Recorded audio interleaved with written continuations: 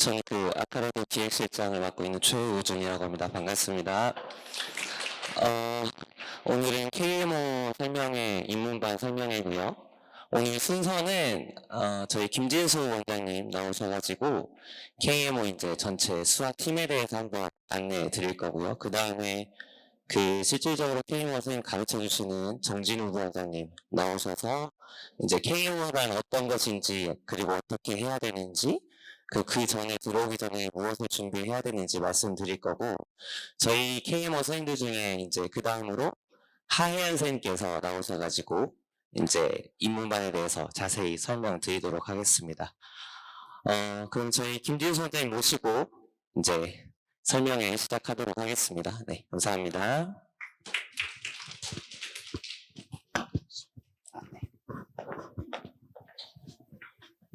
네, 안녕하세요. 김진수 원장입니다. 사실 오늘 설명회는 제 얘기는 큰 의미는 있진 않아요. 예, 제 뒤에 나오시는 이제 정진우 원장님하고 하얀 팀장님 이야기에 좀 주목해서 많이 들어주시면 좋겠고, 저는 간단하게 이제 기조만 좀 해서 말씀드리려고 인사나 좀 드릴 겸 잠깐 올라왔고요. 그래도 이왕에 올라왔는데 어머니들한테 어떤 얘기로 좀 설명회를 시작해야 할까 이 생각을 꽤 좀 했었는데, 그러다가 문득 이제 제가 여기 이제 온 지 2년 됐거든요. 이제 정확하게는 1년 10개월 정도 됐고, 이제 내년 올해 7월이면 이제 2년 차가 여기 와서 진행되는데,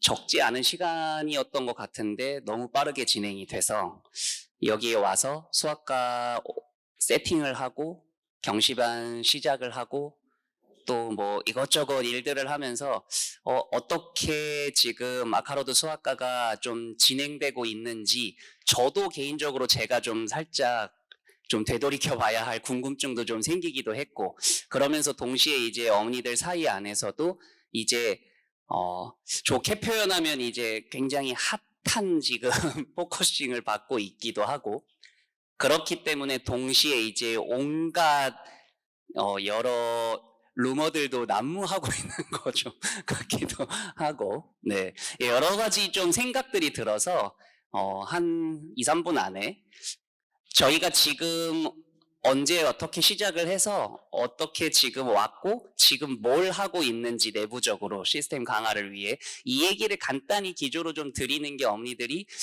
다음 연사분들의 이야기를 들으시는데 조금 집중이 되실 수 있는 내용이 아닐까 싶어서 그 내용을 좀 얘기하고 저는 얼른 내려갈게요. 왜 안 넘어갈까요? 안 넘어가는데요?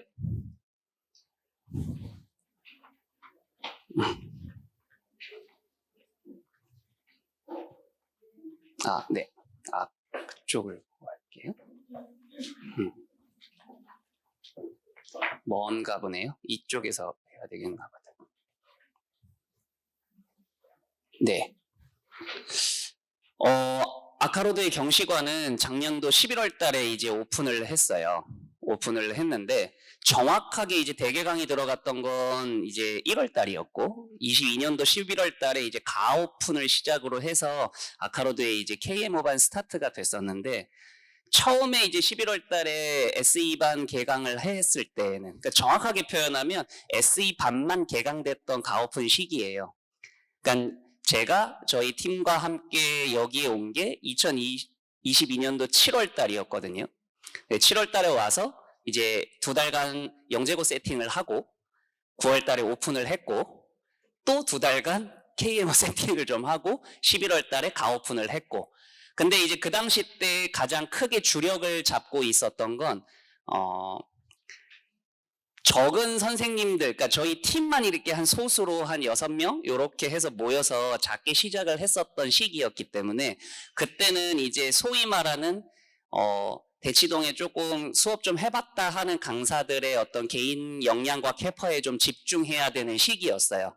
그러다 보니까 처음에 이제 SE반 개강을 했을 때에는 각자의 메인 과목들에 대한 과목을 잘 만들어 놓고 교재도 잘 만들어 놓고 각자의 수업의 리듬에 맞춰서 수업도 좀 잘 진행했고, 그래서 얻을 수 있는 장점도 좀 있었지만 중간중간마다 이제 이런 부분 저런 부분들 좀 보완해야 될 것들이 한 2달간 계속 진행하면서 보였겠죠.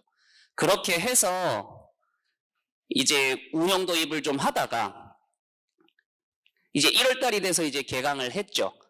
근데 이제 11월 달에 가오픈이 시작이 된 이후부터는 교재 세팅은 이제 전문 강사들의 어떤 좀 노고에 힘입어 어느 정도 세팅이 잘 됐었던 타이밍이었고, 그럼 이제 대개강에 있어서 제일 중요하게 신경을 써야 되는 부분은 네, 이제 학생 관리 시스템 구축이었어요. 그러니까 그동안 제가 저희 팀과 함께 왔을 때 첫 시작할 때도 어차피 한 우물 안에서 같이 좀 호흡을 오랜 기간 맞췄던 사람들의 집단이어서 사실 이 관리를 하거나 어떤 시스템을 정착시키는 데 있어서 그렇게 크게 어려움은 없었는데 해오던 걸 다시 이제 해오면 되니까. 근데 이제 그럼에도 불구하고 이제 새 마음 새 뜻으로 뭔가를 다시 시작하다 보면 예전에 잘 안 보였던 어떤 문제점들이 하나하나씩 좀 보이니까 이런 부분들에 대한 관리 세팅을 하기 위해서 이제 뭐 여러 가지 이제 계속 정착을 시켰죠. 그래서 계속 반복적으로 어머니들한테 이제 말씀드렸던 아카로드의 시스템들이 몇 가지가 좀 있어요. 뒤에 가서 이제 저희 팀장님이 나와서 얘기도 좀 해주실 텐데, 뭐 스터디 플래너 작성하는 거에서부터 스터디 카페에서 뭐 그 이후에 재시험 클리닉 하는 거, 테스트도 뭐 복습 테스트, 뭐 MT 뭐 해서 한 4주기로 계속 돌아가는 테스트들. 그러니까 꽤 정착이 된 어떤 하나하나의 시스템이 이제 슬슬 체계화되기 시작했다고 보여주셔도 될 것 같아요. 그러면 이제 제 입장에선 2가지가 남는 거죠. 끝까지 만족할 수는 없으니까 이 관리 시스템을 얼마나 조금 더 세밀하게 보완할 것인가가 계속 이제 저희 관리자들 사이 안에서 집중적으로 진행이 되고 있고, 그리고 이제 마지막으로 이제 제가 해야 될 일은 네, 이제 수업 지도안 개발이었어요.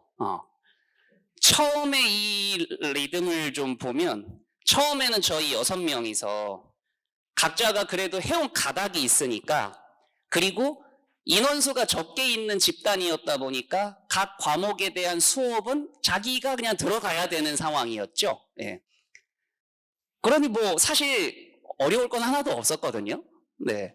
근데 이제 조직화됐고 또 함께 추후에 이제 합류한 저희 선생님들이 또 계셨고, 그 안에서 그들과 함께 어떻게 관리를 해야 될지도 이제 생겼던 건데, 근데 이제 마지막으로 더 중요했던 건 제가 처음에 이쪽에 수학과를 오픈하면서 제일 많이 강조를 드렸던 게, 그래도 수업의 퀄리티만큼은, 강사의 수업 퀄리티만큼은, 관리 퀄리티만큼은 가장 최고로 좀 칠 수 있게끔 세팅을 하는 게 나의 이쪽에 와서의 가장 큰 목적이다. 그러면 이제 첫 번째 시도를 했었던 건 좋은 역량을 가지고 있는 사람들을 데리고 와서 이제 같이 시작을 했던 거라면, 이제 2번째 이게 더 명확하게 정착되기 위해서는 이제 완벽하게 같은 교수학습 지도 안에 맞춰서 수업을 나갈 수 있는 시스템 체계가 필요하다고 생각해서 지금 내내 계속 이 학습 지도안 개발에만 집중을 좀 하고 있어요. 예를 들면 이제 앞으로 아이들이 KMO 기간 동안에 보통 배워야 되는 문제는 이제 이런 식인데, 이게 그냥 문제를 제가 하나씩 가지고 왔던 건데, 순서로 보시면 이게 이제 보통 고등학교 확률 통계에서 배우는 내용이고요. 이게 이제 나중에 영재학교 입시를 들어가게 되면 배우는 내용이에요. 근데 한 가지 중요한 건 이 3개의 문제가 테마는 똑같아요. 한 번씩들 들어보셨던 이제 최단 경로의 가지수 구하기. 그러면 이제 보통 선행에서 배우거나 경시 기본 단계에서 배우는 이 첫 번째 단계는 가장 간단한 이제 카운팅을 배우겠죠. 경로의 가지수를 구하는 방법. 이러다가 이제 경시가 어느 정도 약간 물이 오르기 시작하면 똑같은 경로의 가지수는 물어보는데 각각의 상황적인 구조가 굉장히 복잡해져요. 이걸 얼마나 체계적으로 잘 구조화할 수 있냐가 이제 경시반에서 어머니들 아이들이 이루어내야 할 가장 중요한 최고 목표치 중에 하나예요. 그러니까 무기는 가지고 있는데 그 무기를 주어진 상황에 맞춰서 얼마나 체계적으로 다 구조화해서 각각의 상황별로 잘 대입시킬 것이냐, 여기까지가 경시예요. 근데 그러다가 이제 나중에 영재학교 입시 쪽으로 넘어가게 되면 이제 일단 문항이 좀 길잖아요. 그리고 얘와 얘에 비해서 여기 뭐 최단 경로 구하세요. 경로를 구하세요 써 있는데 여기는 그런 말도 없어요. 그냥 카운팅 하세요라고만 나와 있는 문제인데 이 문제를 보고서 최단 경로를 계산하는 것과 동일시 할 수 있냐가 마지막 단계예요. 근데 웃긴 건 풀이 과정으로 보면 이게 훨씬 어려워요. 여기에 풀이 과정은 얘하고 다를 게 하나도 없어요. 그냥 최단 경로로 볼 수 있다. 그러니 이때 기초 단계에서 배웠던 카운팅 아이디어 써라. 이름 끝이에요. 그럼 분명히 이 아이들은 지금 이제 똑똑한 아이들이니까 거의 대부분 다 어떤 심경의 변화가 있지 않는 이상 영과고 라인을 타서 이제 공부를 좀 시키는 아이들이 될 텐데, 그렇게 본다 그러면 지금 가장 제가 그래도 아이들이 힘겹고 좀 어려워한다는 조합 문제를 일부러 그래서 좀 가지고 온 거긴 한데, 이 세 개의 단계를 다 거쳐서 공부의 리듬을 잡아가야 한단 말이죠. 근데 생각보다 영재고반에서 이제 아이들한테 수업을 시키면 풀이 과정 설명할 때 이해도는 너무 쉬울 거 아니에요. 이제 이 설명이 너무 똑같으니까. 근데 여기서 얘를 뽑아내는 걸 잘 못해요, 생각보다. 그럼 분명히 뽑아내는 걸 못한다는 건 문제를 바라보는 어떤 시야의 아직 확장은 좀 덜 돼 있는 모습이라는 거고, 근데 이게 중학교 3학년 때 관찰되는 경우면 저희가 해줄 수 있는 방법은, 시간이 생각보다 많이 없는 기간이잖아요. 영재고 기간이 길어야 한 10개월 길게 준비하는 기간인데, 그 기간 동안 이걸 해결하기 위해서 쓸 수 있는 방법은 하나밖에 없어요. 비슷한 문제를 많이 풀린다. 그러니까 저희도 원치 않지만 암기식 학습 비스무리하게 자꾸 가요. 그러다 보니까 제 입장에서는 전체를 좀 다 보고 있는 상황이라서, 이걸 그 전 단계에 우리 지금 손을 태우고 있는 애들한테는 시야 확장을 위해 어떤 식의 교수학습을 일으켜야 하냐, 이거에 대한 고민이 어쩔 수 없이 많이 생길 수밖에 없어요. 그래서 예를 들면 지금 제가 하고 있는 연구 중에 하나가, 그럼 이런 걸 어떻게 해결할 거냐? 그럼 똑같이 카운팅을 하는데 그냥 카운팅해서 문장에다가 야, 이건 이런 공식으로 카운팅하는 거야 라고 해서 직관적인 사고만 자꾸 시키지 말고, 수를 센다라고 하는 건 제일 쉬운 방법이 눈에 보이는 물건을 하나씩 보면서 세는 거 아닐까? 그러면 이걸 좌표에다 옮겨놔서 함수적으로 사고시켰을 때 얻을 수 있는 가치가 있지 않을까? 그래서 예를 들면 똑같이 공식을 가르치는데 이렇게도 가르칠 수 있거든요. 4개의 공식을 배울 거예요. 그냥 5개 중에 2개를 고르는 거예요. 근데 중복이 다 돼 있거나 순서가 있거나 없거나에 따라서 25가지 다 세든가, 똑같은 건 빼고 세든가, 절반 제끼든가, 중복까지만 포함시키든가, 이게 아이들이 배워야 되는 4개의 공식이거든요.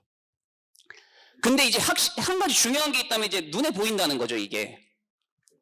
그래서 내가 뭘 덜 셌네, 혹은 내가 뭘 2번 셌네가 가능해질 수 있죠. 그래서 지금 간접적으로 내린 결론은 이런 식의 방식이 들어갔을 때는 각 공식 개념 간의 구조 파악도 가능할 거고, 아까 말씀드렸던 대로 이 방식으로 시각화를 해주면 최단 경로라고 하는 게 어떤 점에서 점으로에 대한 이동이잖아요.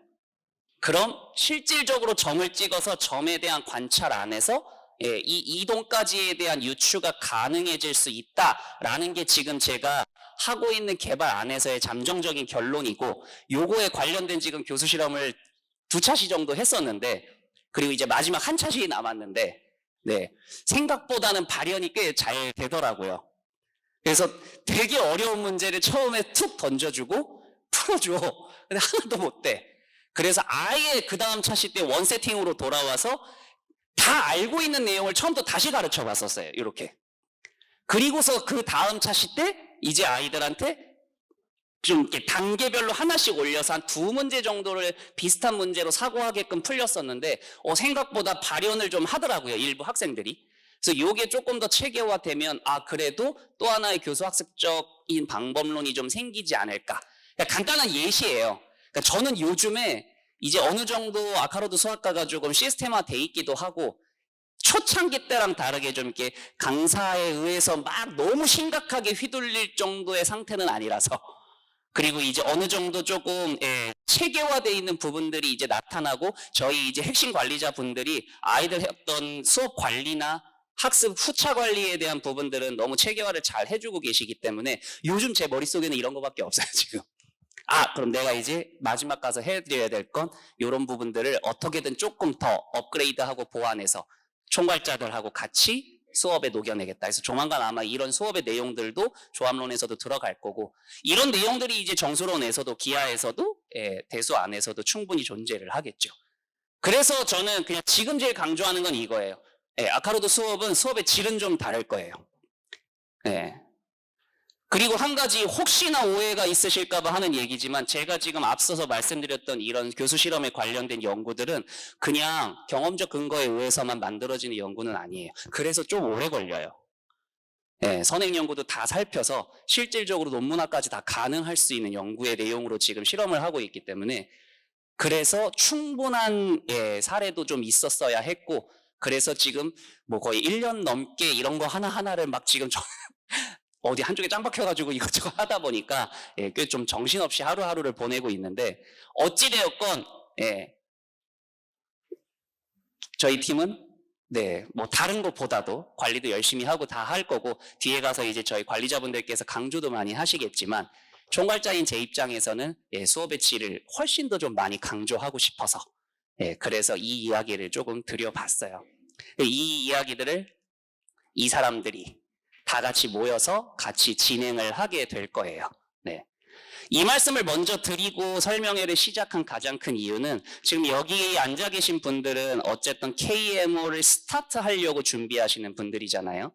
그럼 제가 아까 말씀드렸던 대로 선행의 라인에서 심화수학이라는 시작점으로 KMO에 들어오고, 그 후에 연과고 입시까지 진행되는 이 전체적인 3년 이상의 루틴 안에 사실 어찌 보면 가장 중요한 단계가 되는 허브 지점일지도 몰라요. 아까 서두에 말씀드렸던 대로 초기 때 개념이나 어떤 아이디어의 이 내용, 체계적인 포인트들이 컴팩트하게 잘 갖추어지지 않으면 뒤에 가서 어쩔 수 없이 이제 시험만을 보기 위한 학습이 될 가능성이 좀 있기 때문에, 지금 첫 타이밍에 우리 아이를 어떤 방식으로 수업을 시키고 어떤 방식으로 우리 아이한테 수학적 사고를 늘려야 할 거냐에 대한 부분이 저는 지금 어머니들 고민에서 가장 중요한 부분이 되어야 한다고 생각합니다. 그래서 처음에 수업의 질적인 부분들을 좀 말씀을 드렸고요. 서로는 여기까지 이제 하고요. 지금부터 저희 정진우 부원장님 나오셔가지고 아이들이 이제 실제 5월 이후부터 들어가게 될 수업의 전반적인 내용, 그리고 그 내용 이후에 아카로드 KMO 반 안에서는 입문반 관리를 어떻게 진행하고 있는지 상세하게 말씀드릴 거니까 집중해서 꼭 들어봐 주셨으면 좋겠습니다. 이어서 갈게요. 잠시만요.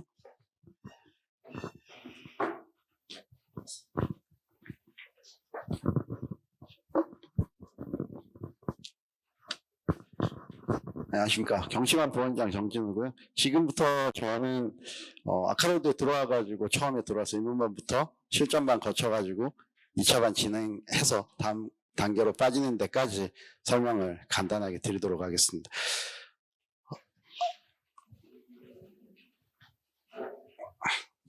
저도 이쪽 가서. 일단 저희 KMO 뭔지 말씀드릴게요. KMO 이제 간단하게 이거는 대한수학회 홈페이지에 나와 있는 요강이에요.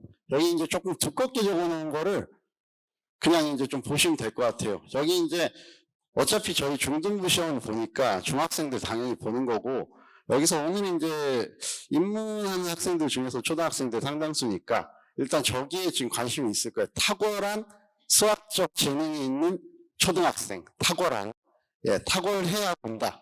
아니면 보면 탁월하다.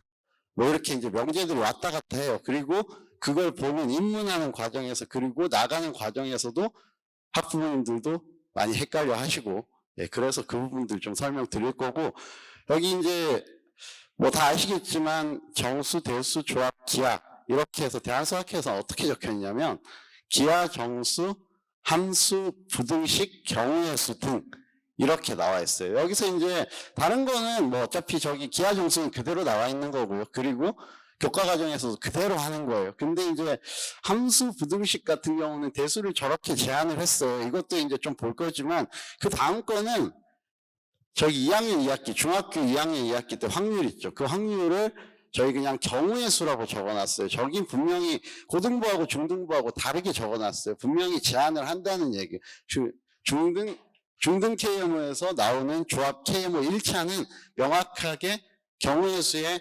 한정하겠다. 이런 부분들도 눈여겨보셔야 됩니다. 자, 그리고 뭐 주관식 단답형 스무문항 뭐 시간 이런 거는 저희하고 공부를 하다 보면은 뭐 자연적으로 세팅되는 거니까 뭐 그리고 이제 시기 5월 아시겠지만 이제 올해가 5월 18일이니까 이제 2주 반 남았습니다. 그리고 1년 끝나고 나서 새로운 1년을 시작하는 단계고 물론 이게 중요하겠지만 그건 공부를 하고 나서 얘기니까 생략하겠습니다. 그리고 경우 2차 같은 경우는 그해 이제 동상 이상을 받고 넘어가서 11월에 보는 건데 뭐 1차하고 2차하고는 조금 이제 간극이 있으니까 그 이후에 설명을 드려야 될 것 같고 어쨌든 우리의 목표는 여기까지 해결하고 넘어가겠다. 이런 정도로 생각을 하시면 될 것 같습니다. 일단 그래서 올해는 5월 18일 그리고 이 중에서도 아마 신청은 하신 자제분들이 있을 것 같은데 어쨌든 잘 보시기 바랍니다. 저희 레벨이에요. 크게 봤을 때 이렇게 E레벨, J레벨, I레벨, T레벨 이렇게 있어요. 자, T레벨은 뭐 상황적으로 네이밍을 할 때도 있지만 일단은 2차 반이에요. 2차 반이니까 1차를 통과하고 나서 저희 기준으로는 올해 5월 20일부터 개강하는 반이고 여기 이제 보시면 여기가 E레벨은 KMO 시작한 오늘 저희가 중점적으로 설명드릴 SE 반 레벨이라고 보시면 됩니다.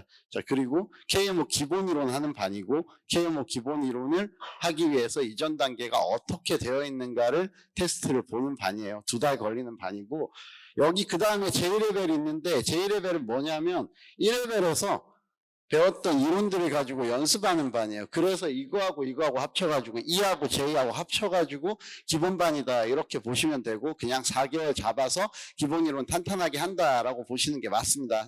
다만 이제 들어오는 날짜에 따라서 들어오는 달에 따라서 이 부분이 약간 축약이 되어가지고 어쩔 수 없이 축약이 되어가지고 좀 빨리 나가는 경우는 있을 수는 있어요. 그리고 여기 I레벨은 좀 실전반에서 핵심적인 서술과 그리고 수학의 깊이를 다루는 과정으로 1, 2차를 통합하는 과정이에요. 그래서 싹 다 하면은 거의 넉 달 가까이 걸리는 저희가 추천하는 형태에서는 9월부터 12월까지가 싹 다 이걸로 투자된다고 보시면 될 것 같아요. 그래서 1차를 치기 전에 깊이 있는 수업을 하고 거기에 다음 해에 2차까지도 좀 충분하게 2차를 준비한다는 건 아니지만 2차를 준비할 수 있는 기본적인 베이스를 갖추는 작업까지를 여기까지 하기 위해서 9월에 여기서부터 시작을 하기 위해서 지금 많은 학생들이 들어왔으면 좋겠다라고 말씀드리는 게 핵심이에요. 그리고 그 다음에 2차 과정 방금 말씀드렸지만 자, 그래서 여기하고 여기가 기본 과정이라고 생각하시면 됩니다. 어쨌든 여기를 딱히 다르게 보지 말고 여기하고 차이는 좀 있어요. 일단 뭐냐면은 가능하면 만약에 기본반이 여러 개면은 여기에서 반편성을 할 수도 있고 뭐 이렇게 들어가고 여기에서는 그냥 반편성 같은 거 지켜주고 그리고 여기에서 시험 형태와 여기에서 시험 형태 좀 다르고 이런 부분들 좀 있지만 어쨌든 여기를 합쳐가지고 그냥 기본 과정을 잘 끝냈다. 이 기본 과정을 끝내는 과정에서의 나의 성취도가 어떻다. 이런 부분들을 판단하시는데 중점을 둬야 될 것 같습니다.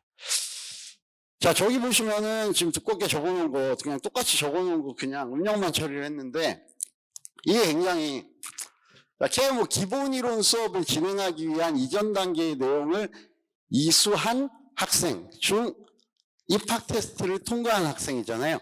그럼 결과적으로 그냥 입학 테스트는 보고 들어와야 된다는 얘기인데 그 입학 테스트가 어떤 수준에서 어떻게 이루어져야 되는가 사실 학원들마다 다 달라요. 학원들 뭐 그렇게 많지도 않지만 이 기준도 다르고 그리고 점수를 채점하는 특히나 저희 범위도 다르기 때문에 학원들마다 점수들이 조금 다르게 나오고 그 부분에 대해서 의아해 하시는 분들도 계신데 그래서 뭐 사실 이제 되게 감정적으로 가는 부분들이 많아요.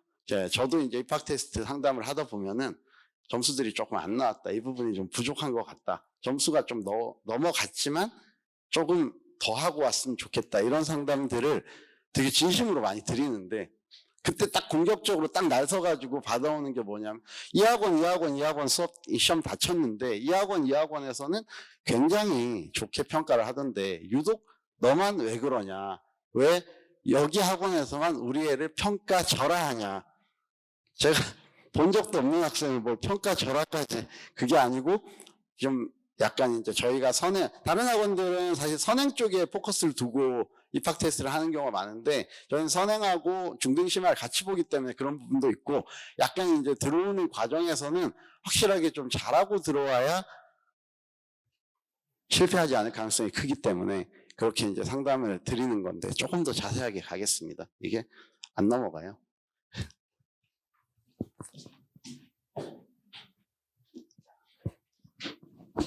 자, 일단 보시면 저희가 이런 거를 공부를 해요. 네 과목이. 예.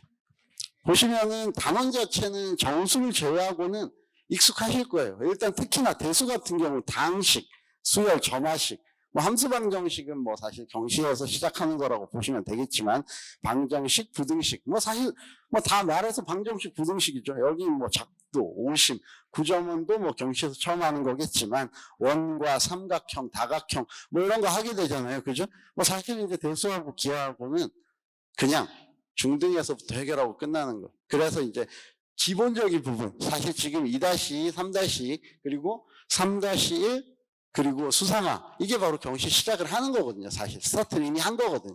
그리고 뭐 조합 같은 경우는 경우의 수, 순열 조합 이렇게 2학년 2학기에 있고 수학 하에 있고 이렇게 들어있지만 여기하고 여기 일단 보시면 저기 지금 제가 저쪽 끝에 조금 크게 두껍게 적어놓은 게 있는데 그냥 연계 정도라고 보시면 될 것 같아요. 정수는 고등수학 상에서 나머지 정리라든지 인수 정리라든지 이런 부분들에서 그리고 최대 공약수, 최소 공배수 구하는 이런 과정에서 기본적인 세팅을 하고 들어오지만 지금 보시면 아시겠지만 잉여계, 부정방정식, 최대 정수함수, 페르마소 정리, 윌슨 정리 뭐 이런 것들 있잖아요. 중국인의 나머지 정리 이런 것들은 그냥 다 와서 하는 거예요. 그래서 사실 중등과 연계가 크지 않다고 보고 있어요. 저는 일단 기본적으로는 잘 되어 있어야 되지만 그리고 조합 같은 경우도 경우의 수, 순열 조합, 원순열, 포함과 배절 이런 거 사실 수학학까지 하면 어느 정도는 다 나오지만 얘들을 가지고 그걸 가지고 수업을 계속 진행하기 힘들고 처음부터 다시 세팅을 하거든요. 근데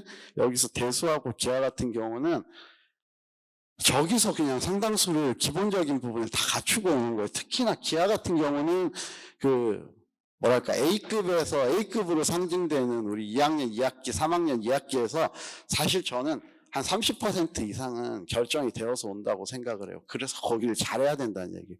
잘해가지고 와야 경시 스타트의 시점 자체가 다르다는 얘기. 자, 저 이렇게 되거든요. 일단 3월에 먼저 시작한 반이 있어요. 일찍 시작했기 때문에 주 2일로 시작을 했어요. 지금 그래서 입문반 과정이 어느 정도 완성이 되어가고 있어요. 5월달 끝나면은 SE반은 끝나갈 건데 여기는 이제 이미 시작했으니까 일단 논외로 두고 여기 5월달, 6월달, 그리고 9월달, 11월달, 1월달 이렇게 해가지고 큰 개강들이 있어요. 그 사이에 짜잘짜잘한 개강들이 있을 수 있는데 7월이라든지 10월이라든지 이렇게 해가지고 좀 스팟적으로 개강하는 반이 있는데 큰 틀에서는 이렇게 보시면 될 것 같아요. 여기 주목하시면 여기 들어올 것 같아요. 여기하고 이거 주목하시면 일단 보시면 9월에 중급이론 시작하죠. 중급이론 같이 시작한단 말이에요. 위에도 똑같단 말이에요. 중급이론 2차, 중급이론 레벨 2까지 풀로 다 소화를 하고 방학 집중하고 KMO 1차 파이널 그리고 2차까지 그냥 사실상 1년 커리를 완벽하게 소화할 수 있는 반은 여기하고 두 개라고 보시면 됩니다.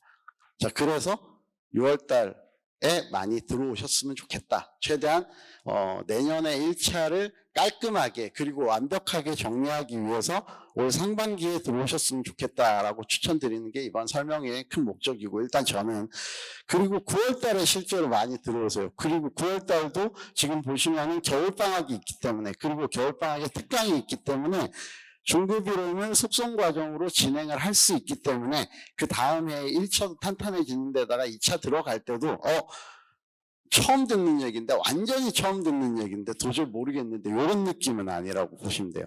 그리고 이제 11월 달부터는 굉장히 호흡이 급해져요.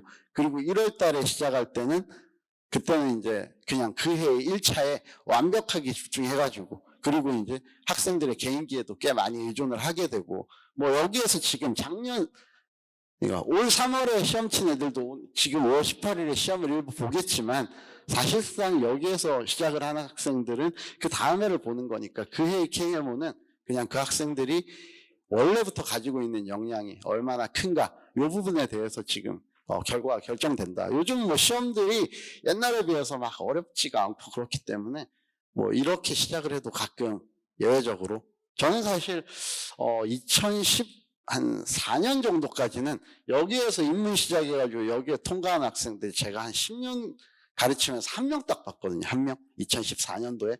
근데 그 이후에는 뭐 작년 같은 경우는 안면의 문제 50점 정도가 워낙 쉬워가지고 여기에서도 통과한 학생들이 꽤 있습니다. 그렇지만 그 부분은 어쨌든 예외적이라고 생각을 하고 그리고 뭐 사실 또 이렇게 말씀드리면 역시 우리 애가 그 예외가 되겠구나 라고 생각을 많이 하세요. 예외 바로 그게 우리 애야 이렇게 생각을 많이 하시는데 뭐 저도 그랬으면 좋겠습니다만 어쨌든 그래도 예외는 예외로 보시는 게 맞습니다. 정규 컬이 따라가서 만약에 이때 시작을 해가지고 이때 1월 달에 시작을 해가지고 그 해에 통과를 해가지고 2차로 넘어가도 그 2차에서 상황이라든지 아니면 그 이후에 어떤 탄탄함이라든지 이런 부분에서 차이가 날 수밖에 없어요. 그래서 다시 한번 또 강조 드리는데 좀 빨리 들어오셨으면 좋겠다라는 부분.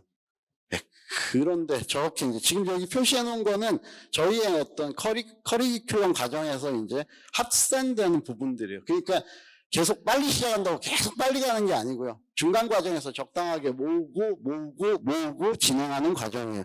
그렇기 때문에 그 모으는 과정까지 얼마나 내가 충실하게 해왔는가에 따라 가지고 저희가 원하는 탄탄함이 생길 수 있는 거예요. 자, 그래서 어차피 1차는 다 같이 봐야 되기 때문에 1차 통과하면 2차는 다 같이 가야 되기 때문에 이렇게 이제 보시면 될 것 같아요. 그래서 여기 이렇게 쭉 시작한 애들은 9월 달에 만나고 여기 9월 달에 시작한 애들은 1월 달에 만나고 11월 달에 시작한 애들은 3월 달에 같은 레벨의 같은 형태의 반편성을 할 수 있다. 이렇게 보시면 될 것 같습니다. 자, 그냥 정리 한번 해보겠습니다. 일단 입반은 지금 계속 말씀드리지만 6월에 들어오면 좋고 그리고 6월에 혹시 못 들어오면 9월에 들어오면 좋고 9월에 못 들어오면 11월까지라도 들어왔으면 좋겠다. 그리고 해를 안 넘겼으면 좋겠다. 웬만하면 빠르면 빠를수록 좋을 것 같다. 왜? 방금 말씀드린 대로 할 수 있는 커리큘럼의 탄탄함의 차이가 있기 때문에. 근데 빠르면 빠를수록 좋아. 일찍 들어오면은 그 다음 해에 성공할 확률도 높아지고 사실 늦게 들어와가지고 빨리 나가고 싶어 해요. 저도 사실 그렇게 가르치고 싶고 근데 늦게 들어오면은 그냥 1년이 늘어날 가능성도 굉장히 크고 그리고 빨리 나간다 하더라도 탄탄하지 못할 가능성이 크기 때문에 준비가 되었다면 전제예요. 준비가 되었다면 빠르면 빠를수록 좋을 것 같다. 가급적이면 6월에 들어오셨으면 좋겠다. 자, 근데 이제 그 다음에 저거 보시면 사실 이거는 그냥 빠르면 빠를수록 좋은 거 당연한 거고 제가 이걸 꼭 말씀을 드리고 싶은데 그 입반 테스트를 하다 보면 어떤 일들이 굉장히 많냐면, 수상 기본 정도 했는데, 굉장히 빠른 속도로, 그리고 나름 굉장히 우수하게 하고 들어왔는데, 뭐, 이 정도의 페이스라면 수화도 굉장히 빨리 할 것 같으니까 경시를 병행하면 안 되겠냐. 그거 최소한 6월에서는 절대 안 됩니다. 9월에도 저는 절대로 추천드리지 않아요. 일단 이전 단계 공부를 확실하게 마치고 진입을 해달라는 게 저의 항상 일관적인 저희 요구사항이에요. 일단 만약에 빠르면 빠를수록 좋지만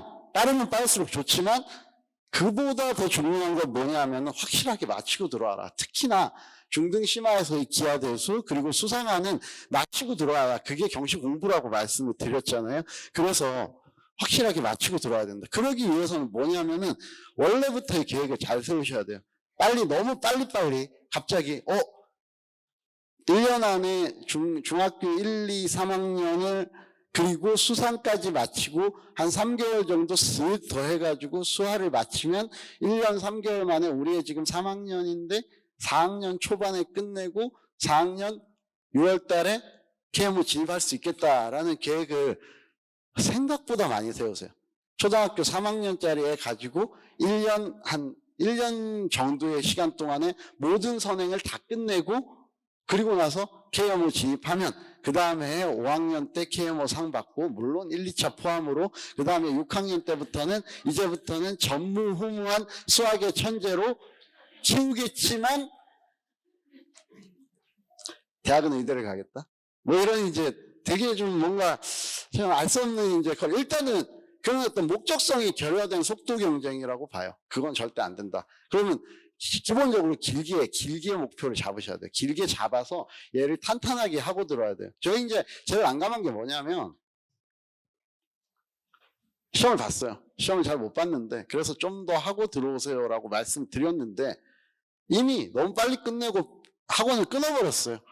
너무 빠른 커리로 학원을 끊어버리고 저 3개월 좀 더 탄탄하게 하고 오세요. 이러면 어디 학원 갈 데도 없어요. 3개월 동안. 어디 다른 선행학원 가가지고 저희 아카로드 3개월 뒤에 오라고 해서 3개월 동안 아카로드를 들어가기 위해서 탄탄한 수업을 원해요. 딱 3개월. 아무 데도 받아주지 않아요. 그러면 과외할게요. 이상한 과외 선생님 구할 게 뻔해요. 그렇게 들어가요. 그렇게 급히. 그냥 절대 안 되고 처음부터 길게 탄탄하게 목표를 정확하게 잡아가지고 6월에 들어올 거면 6월에 9월에 들어올 거면 9월에 11월에 들어올 거면 11월에 들어갈 수 있는 현실적인 커리를 맞추라는 얘기예요. 탄탄하게. 짧게 최대한 짧게 가지 말고 최대한 길게 갔으면 좋겠다. 누구 할수록 어리면 어릴수록 이상하게 어릴수록 속도 경쟁을 더 하려고 그래요. 그래가지고 KMO에 내가 언제 들어왔냐, KMO에 3학년 때 들어왔냐, 4학년 때 들어왔냐, 5학년 때 들어왔냐가 마치 학생의 실력이고 학생의 신분인 것처럼 말씀하시는 이거 생각하시는 부모님들 생각보다 많아요. 그런데 KMO에 진입하는 시기는 아무것도 보장해 주지 않아요. KMO에 일찍 들어와가지고 늦게 나가는 학생들이 훨씬 더 많아요. 탄탄하게 들어와서 1년 만에 나가셔야 돼요. 더 하셔도 되는데, 네, 근데 1년 만에 나가시면 좋을 것 같아요. 좋은 성적으로. 탄탄하게 배워가지고. 그래서 깔끔하게 이제 기본이 갖춰진 상태에서 1차 잘 배우고 2차 잘 배우고 나간 학생들의 그 탄탄함은 그 다음에 수학을 굉장히 많이 보장을 해줘요. 근데 일찍 들어와가지고 대충 공부하고 대충 해가지고 대충 나가는 애들은 KMO 안 했던 애들하고 똑같아요. KMO 안 했던 애들하고 똑같다는 얘기는 최소한 1년 KMO를 했죠. 그리고 KMO는 선행학원하고 달라요. 저희 5시 반에 오면은 10시에 집에 가는데 약간 자습을 더 할 때도 있어요. 예, 근데 그러면 하루에 7시간 이렇게 투자하잖아요. 1년 동안 7시간을 투자해요. 방학 때는 더 해요. 특강까지 해요. 그러면은 그 어린 나이에 투자하는 그 시간 대비 아웃풋이 진짜 처참하다는 얘기예요. 기회비용 말할 것도 없다는 얘기예요. 그러니까 절대로 신중하게 들어오셔라. 3학년 때 안 들어와도 된다. 4학년 때 안 들어와도 된다. 5학년 때도 안 들어와도 된다. 신중하면 6학년 때 들어와가지고 1학년 때 빠진 애들이 대치동 최상위권을 형성하는 경우 굉장히 많아요. 그러니까 예, 시험도 신중하게 보고 그리고 입학 테스트 때 점수를 잘 받아서 그래서 제가 다른 데도 시험 보셨겠지만 꼭 아카로드에 와주세요. 제발 부탁입니다. 아카로드에서 정말 훌륭하게 키우겠습니다. 이런 반응이 나올 수 있게 시험을 봤으면 좋겠어요. 그래서 일단 실제로 KMO는 진입하고 영재고로 들어가야 되는 게 맞기 때문에 초등학교 6학년이 넘어가서 중학생이 되고 나면 급해지는 건 맞아요. 조금 빨리 해야 되고 그리고 애들도 성숙했기 때문에 거기에서 각오만 되어 있다면 조금 빨리 가고 조금 더 열심히 가고 요런 이제 과정을 특히나 9월 이후에는 저희가 추천하게 돼요. 그렇지만 그저 더 남들보다 더 빨리 들어오겠다는 일념 하나만 가지고 준비하지 마라. 이건 이제 꼭 부탁드리는 바고 그렇게 해서 입학 테스트는 저희 수학 상하의 대수, 기하, 조합까지 해가지고 60% 선행이 40%예요. 그렇게 해가지고 100점 만점에 50점이 커트라인이에요. 지금 들으면 50점? 우리 애가 50점? 100점 만점에 50점? 이렇게 생각하시는 분들이 있을 수 있어요. 근데 생각보다 점수 되게 안 나오는 시험이고 그리고 그 안 나오는 시험이 점수가 잘 나와야 들어오시는 게 맞아요. KMO를. 그래서 아카로드 오셨으면 좋겠지만 진짜 다른 데도 시험을 치고 현실적으로 다른 데를 출하야 한다 하더라도 거기에서 세 군데를 시험을 다 쳤는데 여기서는 평가가 별로예요. 저기서는 평가가 너무 좋아. 여기서는 그냥 어중간한데 들어오라 그러고 여기에서는 너무 잘한다 그러고 여기에서는 조금 더 하고 들어왔으면 좋겠다. 이렇게 얘기를 해요. 그러면 이 대치동 학원가의 특성상 그 세 개 중에 듣기에야 첫 번째가 좋겠지만 어디가 옳은 판단을 내렸을까라는 부분도 생각하실 필요가 있는 부분이에요.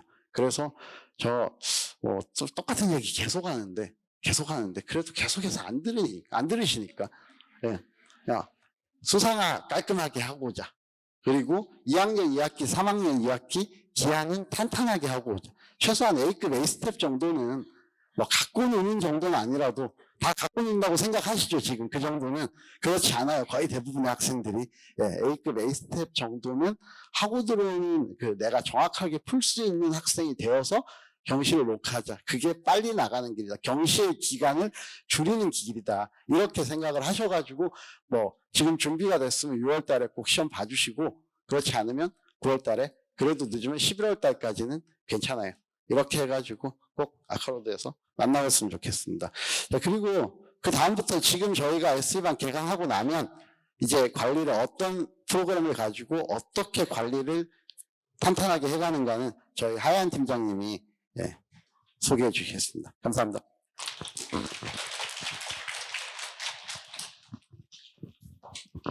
잘 넘어가요. 네.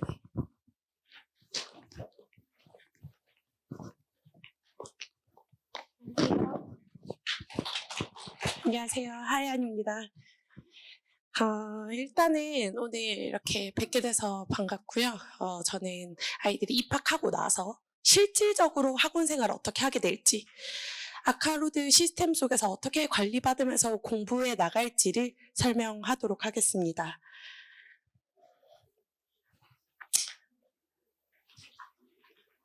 네. 일단 시간표 샘플이에요. 확정은 아니고요. 이런 형태로 진행된다고 보시면 되시고, 보시다시피 저희는 80분, 한 타임이 80분입니다. 그래서 과목이 총 4개이기 때문에 하루에 3과목씩 진행되고요. 보시면 수요일 3교시에 세팅되어 있는 WT는 위클리 테스트의 약자고요. 이제 복습 테스트로 진행된다고 보시면 되시고, 뭔가 시간표 상에 약간 특이한 지점이 있는데, 수업이 끝난 후에 스터디 카페라고 해서 재시험 클리닉 이런 부분들이 있습니다. 저희가 지금 이제 여기 어머님들이 지금 현재 위치하고 계신 공간이 스터디 카페고요. 아이들이 수업을 마치면 전부 다 여기로 와요. 그래서 여기에 와서 아까 부원장님께서는 이제 덜어 남는 경우가 있다고 하시는데, 사실 재원생의 80~90%는 수업 끝나고 집에 가지 않고 전부 옵니다.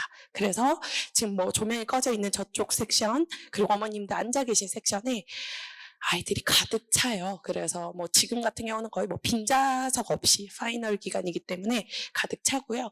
제가 생각했을 때는 아카로드의 강점 중에 하나는 이 스터디 카페와 그리고 스터디 플래너라고 생각을 합니다. 그래서 어떤 부분인지 보여드릴게요. 일단 왼쪽 사진 먼저 볼게요. 왼쪽에 사진을 보시면 이건 제가 이제 임의로 작성한 부분인데요.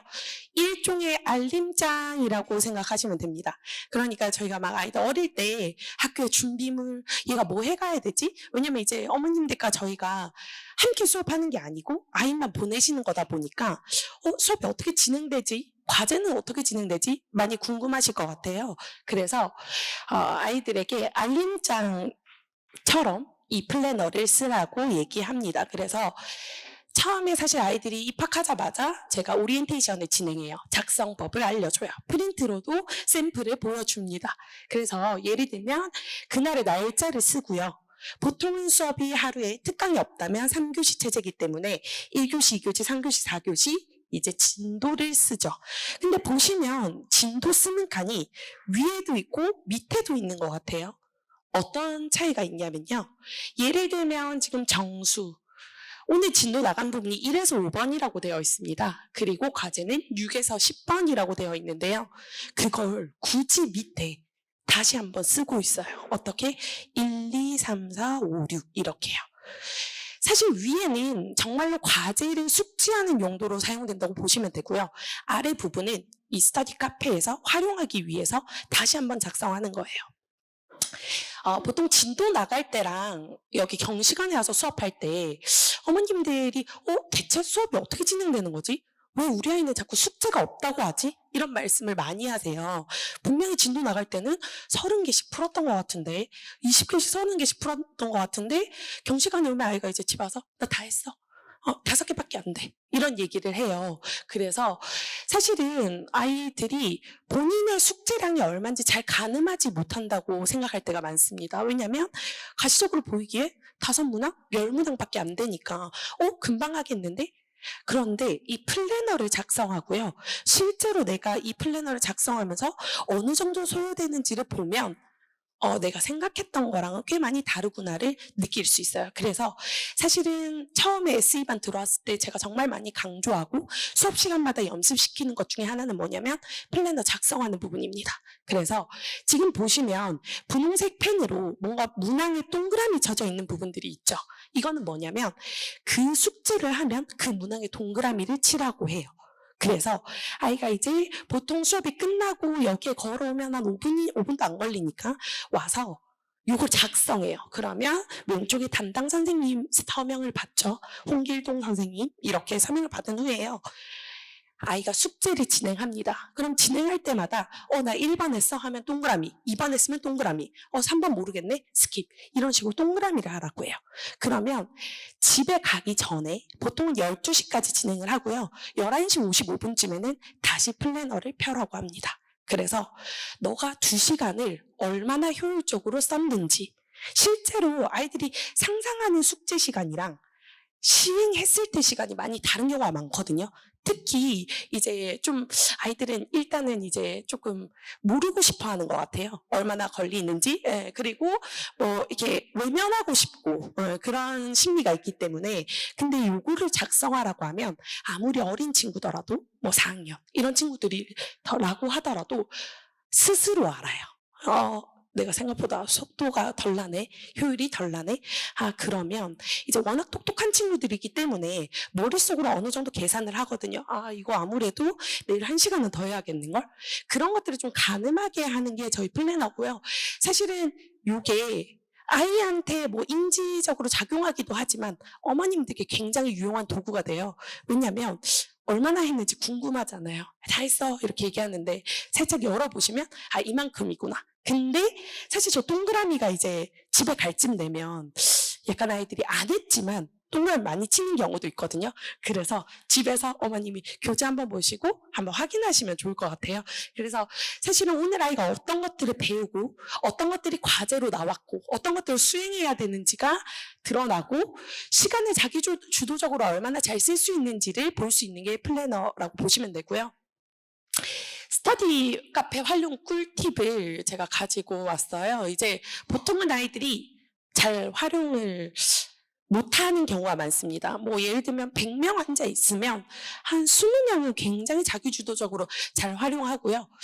나머지 한 60명 정도는 그럭저럭 활용하고요. 나머지 이제 20명은 그냥 이제 흐르는 대로 흘러가는데 일단 저희가 이제 아이들만 수업 끝나고 여기 오는 게 아니고요. 선생님들 전부 다 옵니다. 그래서 약간 정승처럼 이 공간에 선생님들이 이렇게 서 계세요. 그래서 저희가 이제 과목별로 선생님들이 여러 분 계시고 그리고 한 선생님이 여러 과목 하시기도 하시고요. 그래서 일단은 그날 내가 뭐 예를 들면 저는 조합 선생님인데 저한테 수업을 들었다. 아이가 수업 들은 선생님이 그날 스터디 카페 다 오신다고 생각하시면 돼요.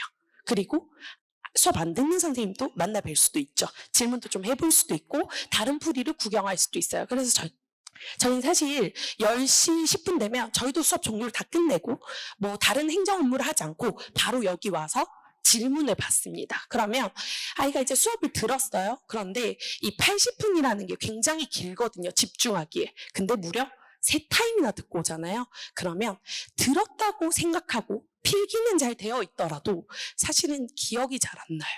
그리고 뭐 쉬운 거 배우는 게 아니고 덧셈 배우는 게 아니기 때문에 들을 땐 알았는데 와서 앉아서 책 펼치면 이게 무슨 뜻이지? 이런 경우가 많아요.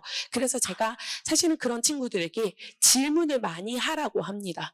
1대 다 수업이기 때문에 질문의 기회가 많이 없잖아요. 그래서 사실은 질문의 기회의 장을 열어주는 게 스터디 카페라고 생각하시면 되고 제 생각에는 정말 많은 선생님들이 상주하고 계시고 질문, 소통할 수 있는 최적의 기회라고 보시면 돼요. 그래서 복습법은 이렇게 됩니다. 교재를 펼쳐요. 그러면 본인의 풀이가 있을 거고요. 물론 지워졌을 수도 있지만 선생님의 판서 내용이 필기되어 있을 겁니다. 눈으로 읽는 거죠. 페이지를 넘기면서. 근데 분명히 필기할 때 정신을 차리고 있었다고 생각했는데 무슨 말인지 모르는 경우가 많아요. 그리고 이제 아이들의 특성상 그 순간에 안다고 생각해서 필기를 누락하는 경우도 있습니다. 여기서 여기 가는 거 너무 잘 알지 하고 넘기는데 5분 후에 스터디 카페에선 기억이 나지 않는, 그래서 질문을 정말 많이 하고요. 그럼 저희가 이제 예를 들면 너 요런 부분들 이렇게 해, 이건 이렇게 푸는 거야, 다시 한번 설명해 줍니다. 스터디 카페에서.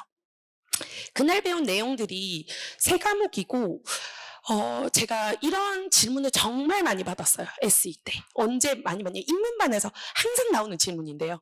모든 어머님들과 첫 통화에 항상 일어나는 질문.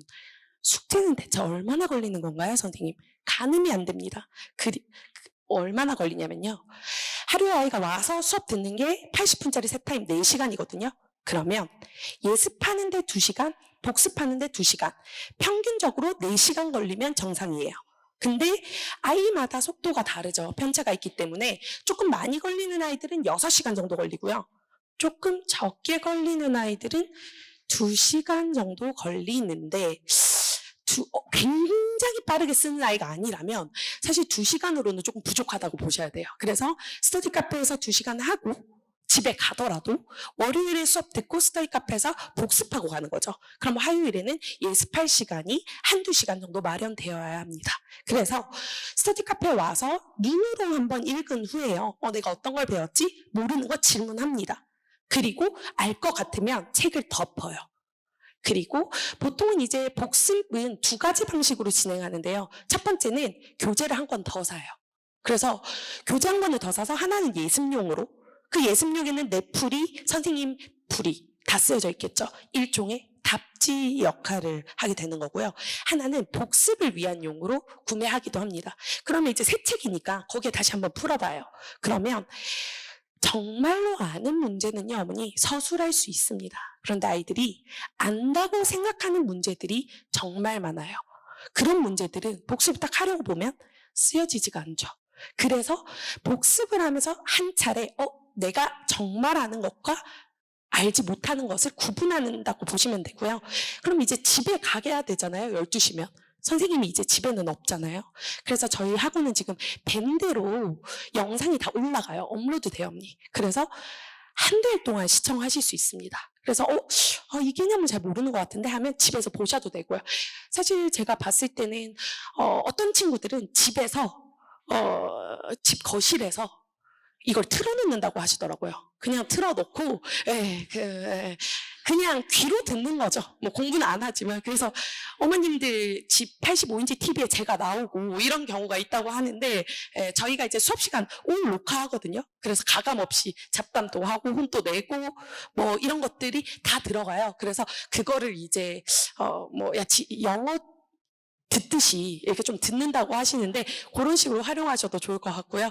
그래서 이렇게 진행되고요. 제가 스터디 카페에서는 질문이 꼭 스터디 카페에서만 질문되는 건 아니고요. 5시 50분 이전에 등원하면 선생님들은 훨씬 먼저 출근하거든요. 그래서 선생님들의 사랑을 독차지할 수 있는 조금 일찍 와서, 근데 이제 와서 그럼 질문도 하고, 스터디 카페는 이제 저는 권장 드리지만 반드시 해야 되는 것들은 아니기 때문에 혹시 질문이 필요하다고 하면 첫 번째, 교무실에, 학원에 좀 일찍 와서 교무실에 방문한다.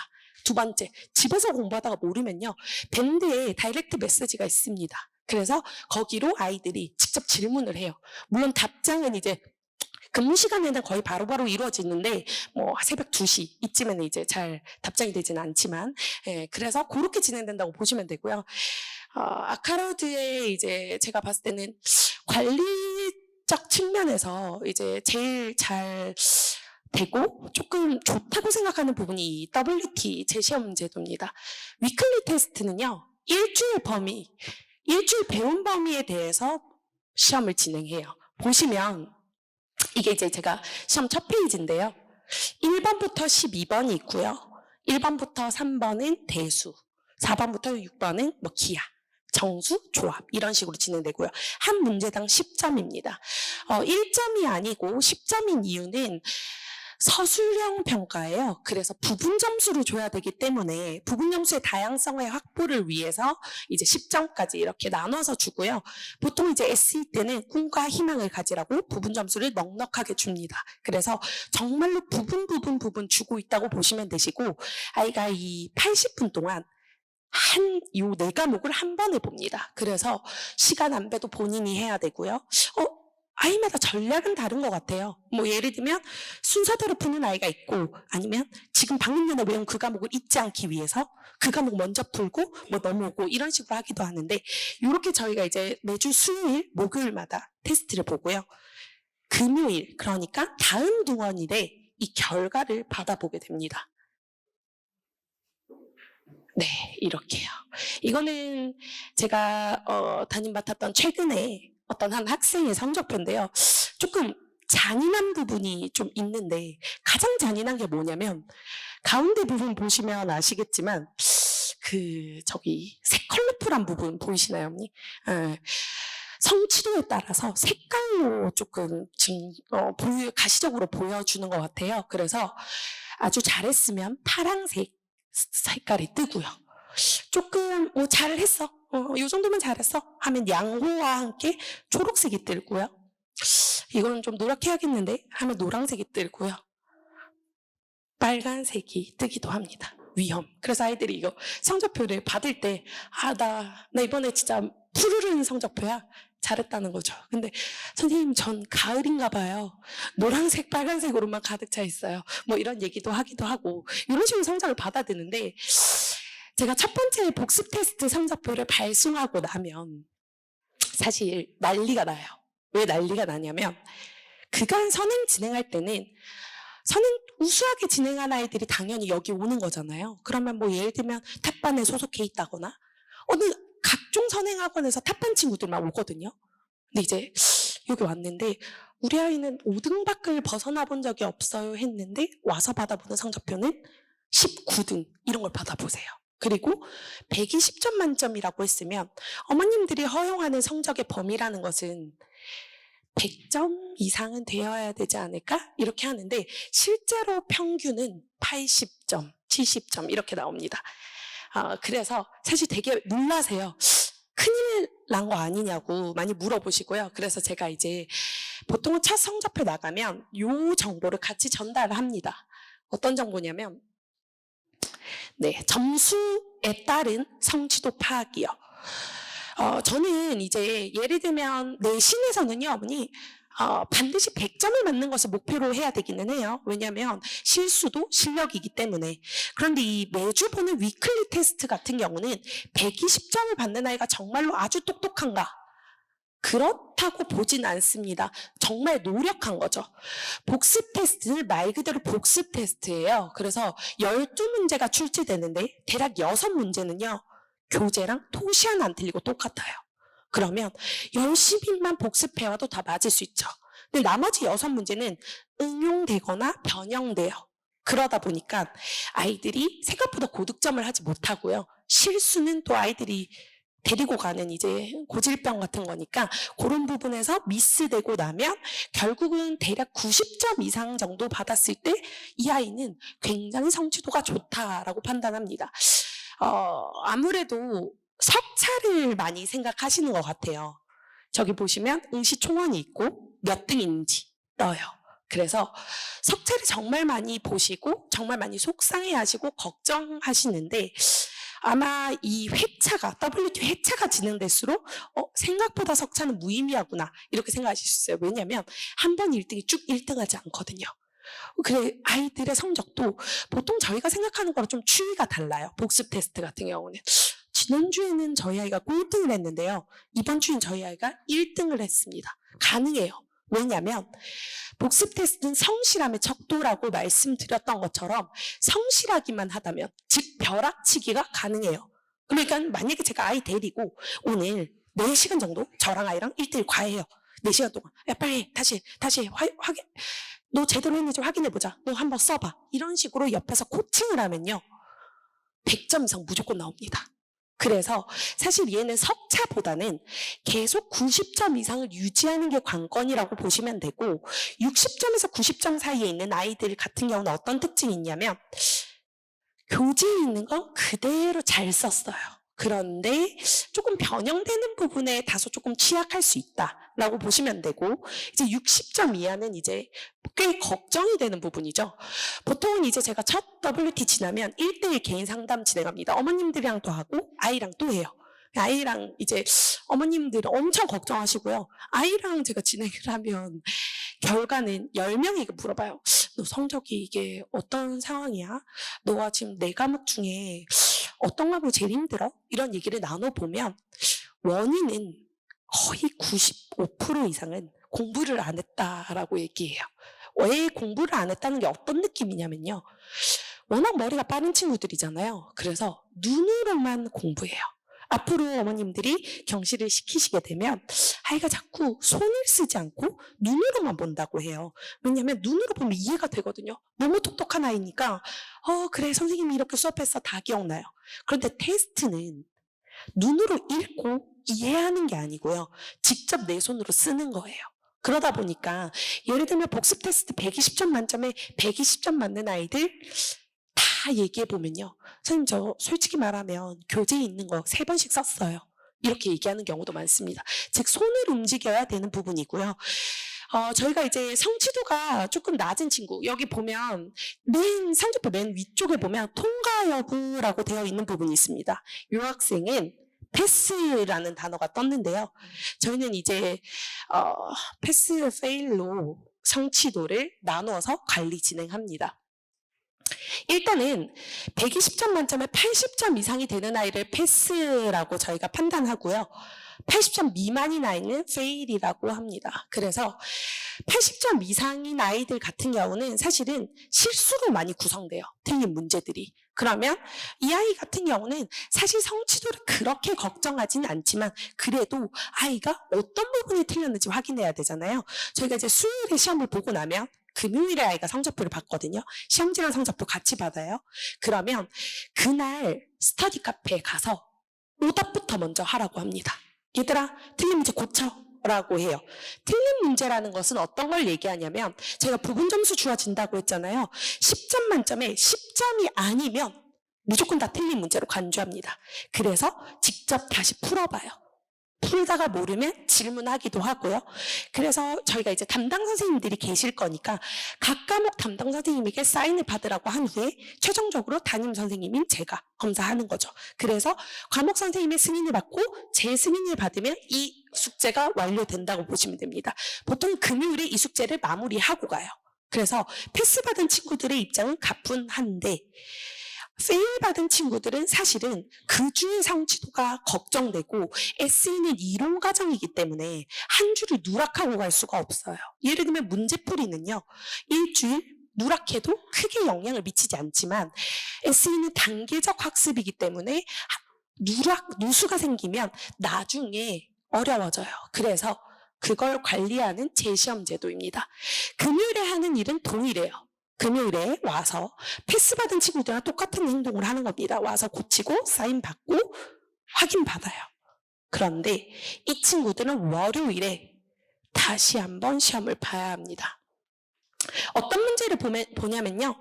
사실 0점부터 10점을 놓고 봤을 때 7점부터 10점은 실수인 경우에 많이 봤거든요. 그래서 실수는 사실은 뭐 고치는데 의미를 두는 거고요. 근데 7점 미만이라는 것은 어떻게 보셔야 하냐면 이거 모른다고 보셔야 돼요. 이 내용 이 아이 모른다. 그러면 저희는 알게 해야 하잖아요. 알고 넘어가야 다음 학습에 또 나아갈 수 있는 거기 때문에 그래서 저희가 월요일에 재시험을 진행합니다. 그래서 11시부터 진행하고요. 7점 미만 문제에 대해서만 진행을 하고 그걸 맞추면 통과되는 거예요. 다시 한번 패스 페일을 받는 겁니다. 대부분의 아이들은 재시험에는 어떻게든 통과하려고 하고요. 근데 이제 재시험에도 불합격하는 경우가 있어요. 그럼 이제 집에 가야 되잖아요. 그럼 그 친구들은 이제 과제량이 좀 더 늘어나는 거죠. 어떻게? 제 시험에서도 페일인 문제들은 그 문항에 대해서 5번씩 추가로 복습하게 합니다. 그래서 사실은 일주일 복습을 굉장히 견고하게 가져간다고 보시면 돼요. 굉장히 견고하고, 사실 이제 저희가 SE반 개강하고 나면 아이들이, 제가 조사를 하거든요. 항상 한 2주쯤 지났을 때 물어봐요. 얘들아, 어떤 과목이 제일 어려워? 라고 물어보면 공동 1등이에요. 어떤 과목이 공동 1등 하냐? 정수랑 조합이 공동 1등 합니다. 정수는 잘 접해보지 못하는 내용이기도 하고 실제로 수능 범위도 아니죠. 대학 수학에서 다루는 정수론이기 때문에 낯선 거예요. 그래서 아이들은 일단 낯설면 부대끼다고 느껴서 정수 어려워하고요. 조합 어려워합니다. 조합은 이제 트라우마에 조금 시달리는 것 같아요. 2학년 2학기 경우이수 하면서 힘들었던 기억, 순열조합 파트 하면서 힘들었던 기억들이 조금 자리하고, 오히려 대수나 기하는 특별히 선행에서 좀 부족하지 않았다면 그렇게 힘들어하지는 않는 것 같아요. 근데 이제 아까 부원장님 많이 강조하셨던 것처럼 속도에 급급해서 조금 뭐 대수 파트라던가 기하 파트의 선행이 부족하게 됐다면 이 아이의 어려워하는 과목 순서는 좀 바뀔 수 있어요. 근데 이제 제가 계속 이 SE반을 진행해보면, 기본 이론반 진행해보면 정수조합이 공동 1등으로 뽑힙니다. 처음에는 정수조합이 어렵다고 하고요. 한 달 지나면 기하정수조합, 대수정수조합이 어렵다고 하고요. 2달 지나면 4개 다 어렵다고 하고요. 네, 그리고 3달째 SJ 과정 들어가서 문제 풀다 보면 선생님 저 이제 알 것 같아요. 이런 얘기들을 많이 하는데 이게 아주 순차적이라고 보시면 되고요. 저희가 이제 지금 보통 저는 개강을 하면 앞으로 아이가 2개월간 10주 정도, 9주에서 10주 정도 SE 과정을 진행하는데 그때 어떤 식으로 진행되는지를 대략 보여드려요. 그래서 지금은 사실 그렇게 이건 샘플이에요. 실제로 이렇게 되진 않고 이런 식으로 진행되고, 예를 들면 6월 21일이 휴강이면 휴강 일정 공지 드리고요. 그리고 이날은 어떤 총복수 테스트가 있다, WT가 있다, 이런 식으로 진행이 되고, WT는 위클리 테스트입니다. 그리고 총복수 테스트는 한 달에 한 번 이루어져요. 일종의 중간고사, 기말고사라고 보시면 되고, 분기 중간에 진행돼요. 그래서 문항 보시면 복습 테스트는 12문항이고요. 총복습 테스트는 16문항으로 진행되고, 점수도 그에 따라서 10점씩 계산되고요. 패스 기준도 있습니다. 저희가 어쨌든 SE가 끝나면 SJ로 갈 거고, SJ가 끝나면 중급 이론으로 갈 거잖아요. 그런데 아까 안내문 보셨듯이 정말 많은 시기에 시작한 아이들이 합류가 되는데 그 아이들을 어떻게 변별할 것인가 가 관건이라서 총복습 테스트를 통해서 이렇게 진행을 합니다. 그래서 반영 비율은 위클리가 더 작아요. 당연히 위클리는 일주일 범위니까 더 작게 반영을 하고요.